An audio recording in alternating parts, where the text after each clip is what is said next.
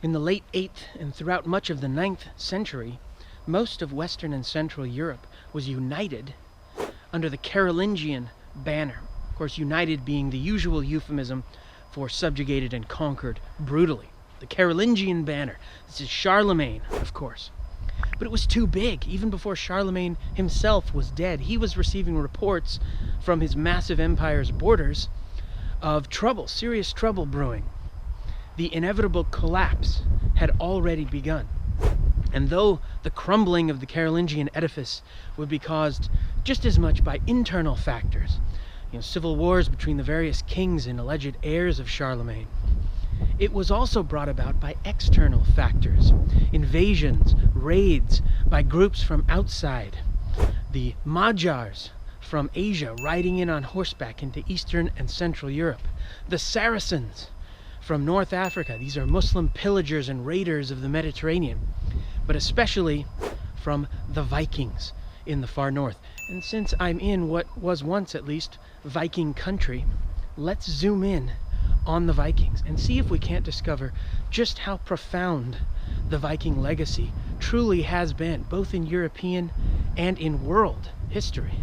No one's quite sure why all of a sudden whole hosts of Scandinavians, Norsemen or Northmen, this is the northernmost branch of the Germanic peoples, are suddenly erupting out of the fjords and forests of northern Europe to strike fear into the hearts of people as far afield as Vinland in the west, and the Caspian Sea in the east, and the Mediterranean in the south. And these guys are active on 4 continents. I mean, what other people of the time could claim such a thing? Maybe a dubious claim, considering they were often pirates, but 4 continents. And the answer is probably 0. But why? Why did they do it? I mean, these guys are traditionally farmers and fishermen and traders.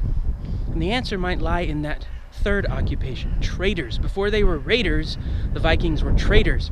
And in particular, they were big on the acquisition of silver, Abbasid Empire silver, which they'd acquire via Russian towns and cities. But when the Abbasid Caliphate began to crumble, the silver trade dried up, their livelihood dried up, but armed with geographical knowledge, they naturally turned to raiding and piracy. So that's one theory. Another theory, probably more generally accepted, is that we're talking here about scarcity, land scarcity and food scarcity. I mean, Scandinavia is heavily forested.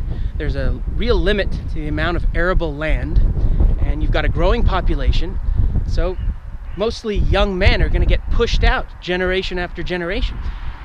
Not to mention, there's probably global cooling going on at this point, which is contributing to a decrease in food productivity, also, again, resulting in pushing out large groups of people. And they're going to be looking elsewhere. They're going to be looking overseas for opportunities for wealth, for wives, for land, and for establishing themselves. Now, according to the records available, it appears that the first Viking attacks took place in northeastern England, Northumbria, the Kingdom of Northumbria, with its Anglo-Saxon population. Monasteries were the initial targets, with their concentrations of wealth and their mostly passive inhabitants. But these early raids, they were quick, they were destructive, they tended to target, places along the coast, places easily accessible by sea. And the Vikings would come in, they would destroy, they would murder and pillage, they would grab everything they could very rapidly, and then they would leave. So quick, destructive, targeting coastal areas easily accessible by the sea, one and done attacks. And this is what characterized the early raids. The Viking Age had dawned in Europe. And though there's no consensus when the Viking Age began and when it ended, we might say that it began in England and it ended in England. It began with these raids in the 790s, and it ended with the Norman conquest of England under William the Bastard in 1066. By the 800s, the Vikings were attacking mainland Europe, attacking the northern coasts of France, the northern coasts of Germany, Ireland. And pretty soon they're doing what the Saracens are doing down in the Mediterranean.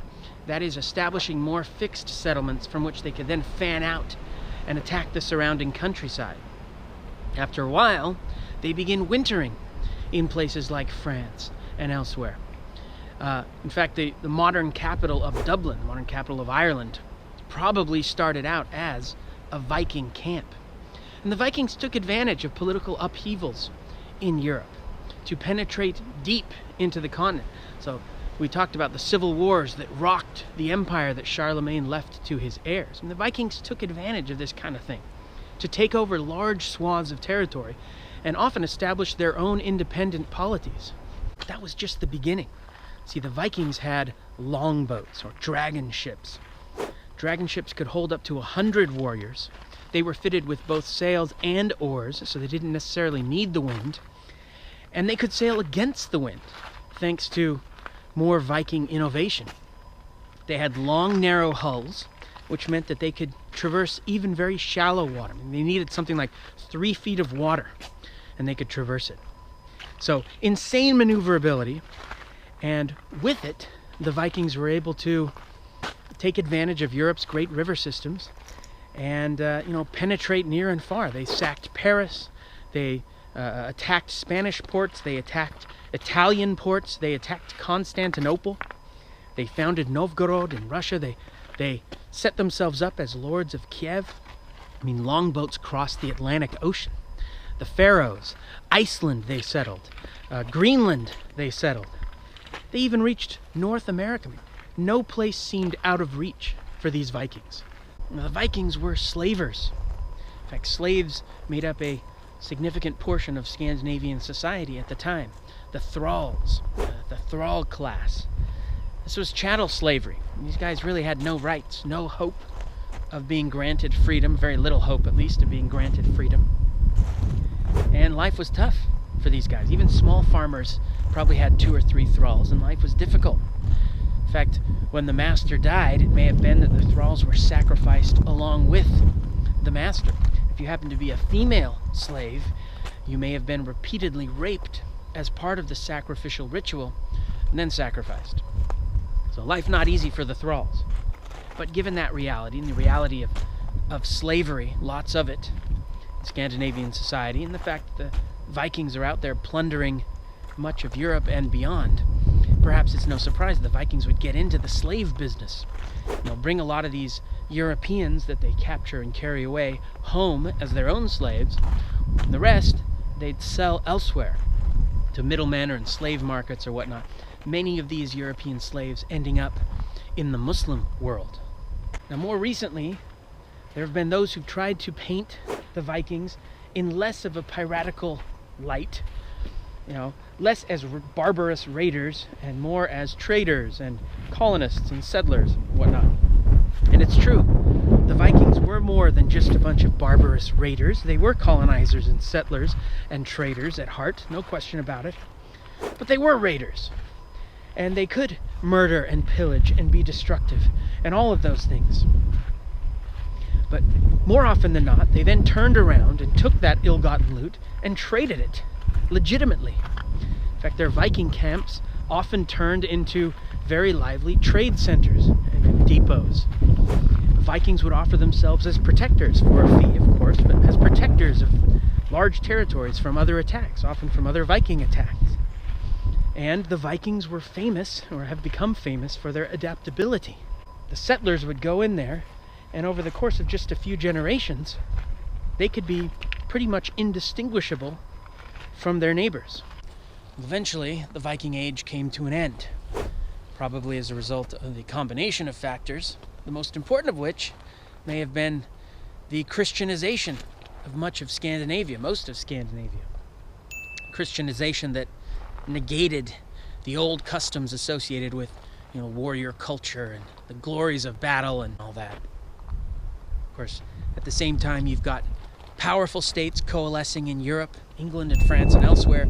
These are more organized, more powerful, thus less prone to the old raids that used to be so effective. Slaving has lost much of its profitability as the Catholic Church bans both the enslavement of Christians and slavery in general in Christian countries. So there's obviously a drastic drop in demand there. And here in Viking land, here in Denmark and in Norway and in Sweden, you've got kingdoms forming. with kings who would like to enforce a monopoly on the use of aggression. And so they're actively and violently discouraging private marauding. So all this comes together to sort of bring an end to the Viking Age. Now, the legacy of the Vikings to both European and world history is profound. And just linguistically, it's profound.